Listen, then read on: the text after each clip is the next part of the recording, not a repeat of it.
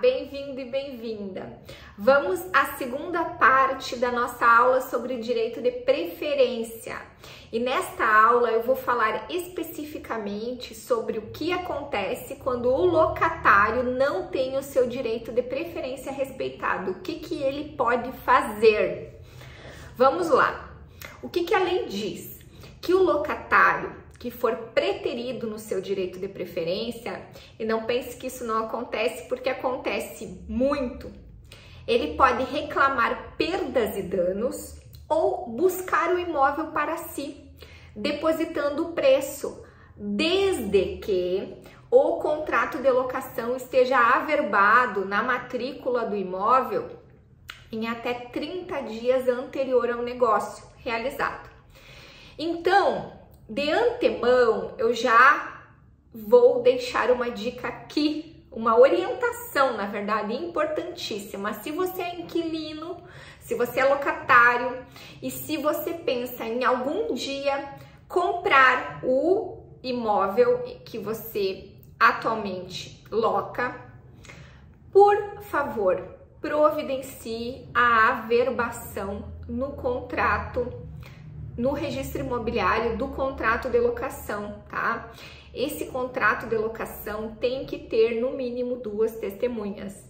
Então, tome o cuidado quando for locar para garantir que o contrato de locação tem 2 testemunhas e tome o cuidado de levar para a averbação na matrícula do imóvel. Mas, Dália, qual é a lógica de exigir a averbação do contrato de locação na matrícula? Tornar público, garantir que o comprador, quando for pegar uma matrícula atualizada do imóvel, que é o que acontece normalmente antes da pessoa comprar, ele fique sabendo da existência da relação locatícia. Ai, Dália, mas é óbvio que ele vai saber da existência, não precisa estar averbado, porque ó, ele foi visitar o imóvel e ele viu que tinha um inquilino lá. Vocês não têm noção do que eu já presenciei. Muitas pessoas, e eu estou falando aqui da minha experiência no litoral de Santa Catarina especificamente, compram imóveis à distância sem sequer ter visitado, tá? Elas olham as fotos, elas analisam a documentação e elas compram para investimento ou pensando em se mudar depois de um tempo. Então, não pense que é uma situação rara acontecer, não é rara, é até corriqueira, tá? Principalmente quando o comprador já tem uma relação de confiança com os profissionais que estão intermediando a negociação. Então, o legislador acertou quando condicionou a averbação do contrato de locação na matrícula, porque assim ele preserva também os direitos da pessoa que tem interesse naquele imóvel, né? Então, esse é um ponto, essa foi a lógica, tá? Então, primeira nota mental ou escrita, se você estiver escrevendo. Se você tem interesse em um dia de comprar aquele imóvel que você loca, providencie a averbação do contrato de locação na matrícula, ok? Ok. Ai, Dália, eu não tive tempo, tá? De averbar o contrato de locação na matrícula, eu não sabia, então eu não posso fazer nada. Você pode. Se você não tem o contrato averbado e você foi preterido no direito de preferência, você pode reivindicar perdas e danos. Todavia, você vai ter que provar quais foram as suas perdas e os seus danos por ter sido preterido no direito de preferência. Eu já defendi um cliente em Porto Alegre, um casal de clientes, algum tempo atrás, que sofreu uma ação do ex-inquilino que alegava violação ao exercício do direito de preferência. E a ação foi julgada improcedente, porque ele não logrou provar, tá? Então, muito cuidado em relação a isso. Eu recentemente fui consultada até. Ah, mas eu não posso pedir dano moral, eu não posso pedir isso e aquilo, porque o cara me sacaneou. Pedir, você pode, tá? O papel aceita tudo, mas entre pedir e você conseguir já são outros 500, tá? O judiciário é bem rigoroso em relação à prova do dano. Agora, se você conseguir provar, por exemplo, ah, não, eu tinha dinheiro para adquirir o imóvel, né? Essa venda aqui me causou um prejuízo gigantesco, porque agora eu fico, por exemplo, longe do meu local de trabalho, agora eu tive um prejuízo gigante de mudança do meu ramo de negócio, né, do meu ponto, etc. Então, é a análise do caso concreto e as provas que vão garantir ou não o direito de indenização. Embora, como eu disse, a lei assegure o direito de pleitear perdas e danos, tá? Mas veja bem que não pode ser, eu vou pleitear porque ele me sacaneou. Tem que existir realmente um prejuízo, tá? Dáglia, mas eu não. Eu efetivamente vi teu vídeo lá no Instagram, vi teu vídeo lá no TikTok, e quando tu deu a orientação de averbar o contrato de locação, eu pus na matrícula, mas mesmo assim, o meu direito de preferência não foi respeitado e o imóvel foi vendido. O que eu faço agora? Então, o que diz a lei? Você pode reivindicar o imóvel para si, tá? Por intermédio de uma ação de anulação cumulada com efeitos de adjudicação.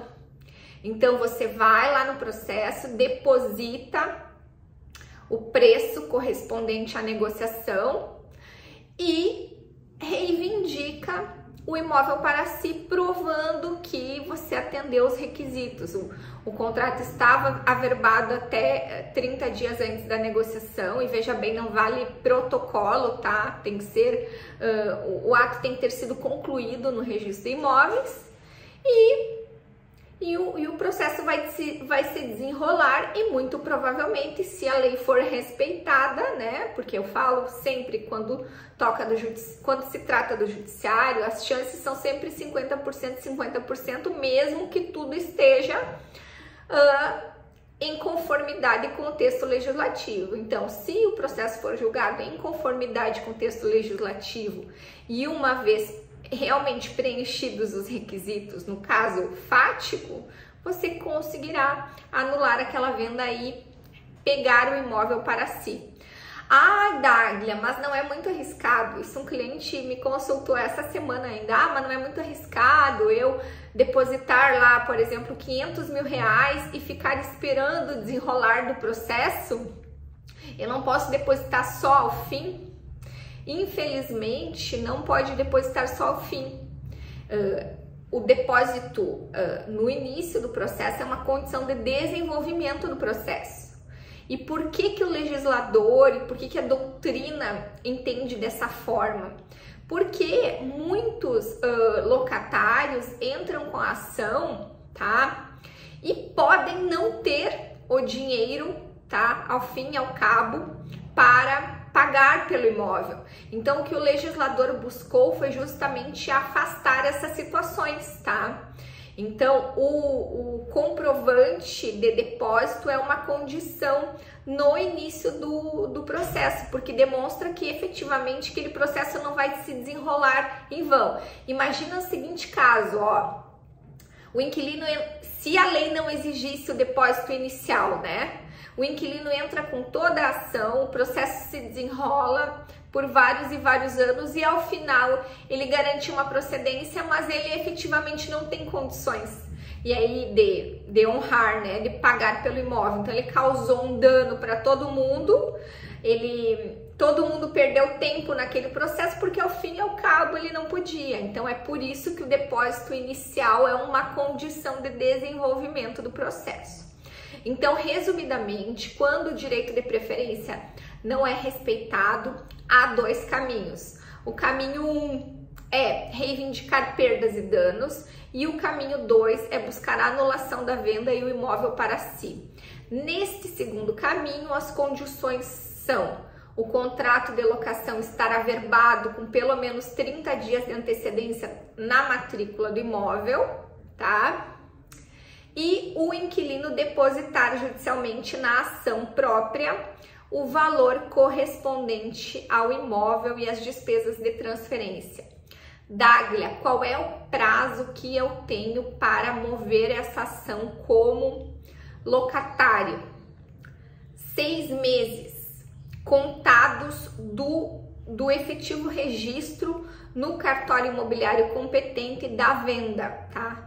Ah, não, Dáglia, mas foi registrado em abril, mas eu já sabia desde fevereiro, então não podem dizer que o prazo começou a contar em fevereiro. Não, a lei é muito clara no sentido de que o prazo conta da efetivação do registro, tá? Então, se você pegar a matrícula e você ver que o registro foi concluído em 15 de abril, é esse o prazo em que vai começar a contar os 6 meses para você pleitear, tá?